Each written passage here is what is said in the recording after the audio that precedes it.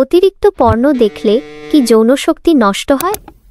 আপনি যে এখন হয়তো একা ঘরে দরজা বন্ধ করে আমার ভিডিওটি দেখছেন আর ভাবছেন, ধুর, কী সব বলছে। রাতের অন্ধকারে স্মার্টফোনের নীল আলোয় ডুবে গিয়ে যে নিষিদ্ধ জগতে আপনি ডুব দেন, আমি সেই জগতের কথা বলতে এসেছি। আমি আমার চেম্বারে আপনার মতো যুবক বিবাহিত পুরুষদের আসতে দেখি প্রতিদিন। তাদের চোখে মুখে যে হতাশা, যে লজ্জা, যে ব্যর্থতার গ্লানি আমি দেখি, সেই গল্পই আজ আপনাদের শোনাব। কোনো রাখঠাক না করে সরাসরি আমি আছি আপনাদের সাথে, ডাক্তার তাসমিয়া আক্তার তাসনিম। আসসালামু আলাইকুম। আশা করছি আল্লাহর অশেষ রহমতে ভালো আছেন। আপনারা প্রশ্ন করেন, অতিরিক্ত পর্ণ দেখলে কি যৌন শক্তি নষ্ট হয়? আমার সোজাসাপটা উত্তর, হ্যাঁ হয়। শুধু নষ্ট হয় না, আপনার পুরুষত্বকে ভেতর থেকে এমনভাবে ঝাঁঝরা করে দিচ্ছে যা আপনি হয়তো টেরও পাচ্ছেন না। এটা কোনো জ্ঞান দেওয়া নয়, এটা খাঁটি বিজ্ঞান আর আমার দেখা শত শত জীবন্ত লাশের অভিজ্ঞতা। যখন আপনি পর্ণ দেখেন তখন কি হয় জানেন? আপনার মস্তিষ্কে ডোপামিন নামক এক রাসায়নিকের বন্যা বয়ে যায়। এই ডোপামিন হল আনন্দের হরমোন। ড্রাগস নিলে বা জুয়া জিতলে যে তীব্র আনন্দ হয়, পর্ণ দেখলে ঠিক তেমনই একটা কিক পায় আপনার মস্তিষ্ক। এখন সমস্যাটা কোথায়?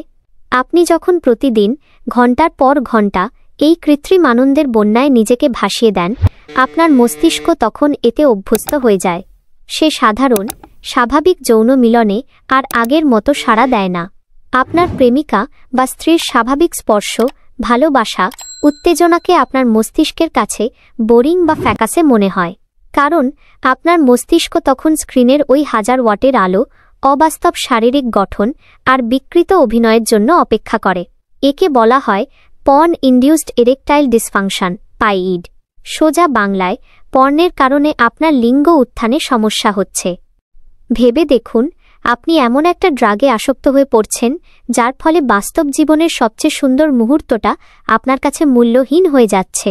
আপনি নিজের হাতে নিজের যৌন জীবনকে পঙ্গু করে দিচ্ছেন। সমাজের সবচেয়ে বড় ভণ্ডামিটা তো আপনারা নিজেরাই করছেন। দিনের বেলায় সোশ্যাল মিডিয়ায় নারী অধিকার নিয়ে বড় বড় কথা লেখেন, মা বোনের সম্মানের কথা বলেন। আর রাতের বেলা সেই আপনারাই পর্ন সাইটে গিয়ে এমন সব ক্যাটাগরি সার্চ করেন যা মুখে আনাও পাপ। সেখানে নারীদের যেভাবে উপস্থাপন করা হয়, সেটাকে কি সম্মান বলে? পর্নের ওই নায়িকারা কি আপনার বাস্তব জীবনের প্রেমিকা বা স্ত্রীর মতো? তাদের ওই অভিনয়, ওই অবাস্তব শীতকার, ওই অস্বাভাবিক শারীরিক মিলন কি সত্যি? ওটা পুরোটাই একটা সাজানো নাটক, একটা ব্যবসা। আর সেই ব্যবসার কাঁচামাল হলেন আপনি। আপনার এই আসক্তিকে পুঁজি করেই কোটি কোটি টাকার ইন্ডাস্ট্রি চলছে। তারা আপনাকে একজন বিকৃত মানসিকতার খদ্দেরে পরিণত করছে, আর আপনি ভাবছেন আপনি বিনোদন নিচ্ছেন। কি হাস্যকর, তাই না? অনেকে বলেন হস্তমৈথুন তো স্বাভাবিক। হ্যাঁ, স্বাভাবিক, কিন্তু পর্ণ দেখে ঘণ্টার পর ঘণ্টা বিকৃত কল্পনাকে আশ্রয় করে যে হস্তমৈথুন আপনি করছেন, সেটা স্বাভাবিক নয়, ওটা একটা মানসিক ব্যাধি। আপনি আপনার হাতকে যেভাবে আর যে গতিতে ব্যবহার করতে পারেন, আপনার সঙ্গিনী কি সেভাবে পারবেন? পর্নের দ্রুত দৃশ্যকল্পের সাথে তাল মিলিয়ে আপনি যেভাবে চরম উত্তেজনায় পৌঁছাতে অভ্যস্ত হয়ে গেছেন, বাস্তব মিলনে সেই গতি বা বৈচিত্র্য থাকে না। ফলে কি হয়? ডিলেড ইজাকুলেশন বা দেরিতে বীর্যপাত। আপনি ঘণ্টার পর ঘণ্টা চেষ্টা করেও সঙ্গিনীর সাথে মিলনে চূড়ান্ত সুখে পৌঁছাতে পারছেন না। আপনার সঙ্গিনী ভাবছেন হয়তো তার নিজের মধ্যে কোনো সমস্যা, অথচ আসল অপরাধী আপনি আর আপনার হাতে থাকা স্মার্টফোনটা। এই প্রতারণার দায় কে নেবে? আসুন কল্পনার জগৎ থেকে বেরিয়ে কঠিন বাস্তবে চোখ রাখি। আর এই আসক্তির ফলে কি কি হতে পারে? সম্পর্কে ফাটল। আপনার সঙ্গিনী যখন বুঝবে যে আপনার কাছে তার চেয়ে পর্দার ওই কৃত্রিম নারীরা বেশি আকর্ষণীয়, তখন তার আত্মসম্মানে লাগবে। সম্পর্কটা ভেতর থেকে মরে যাবে। 2. সামাজিক বিচ্ছিন্নতা। আপনি ধীরে ধীরে বাস্তব জগৎ থেকে নিজেকে গুটিয়ে নেবেন। বন্ধু বান্ধব, পরিবার ছেড়ে আপনার ওই একলা ঘরের অন্ধকারই ভালো লাগবে। 3. আত্মবিশ্বাসের মৃত্যু। যখন আপনি বাস্তব মিলনে ঘন ঘন ব্যর্থ হবেন, তখন আপনার পুরুষ হিসেবে আত্মবিশ্বাস মাটিতে মিশে যাবে। আপনি ডিপ্রেশনে ডুব দেবেন। 4. শারীরিক অক্ষমতা।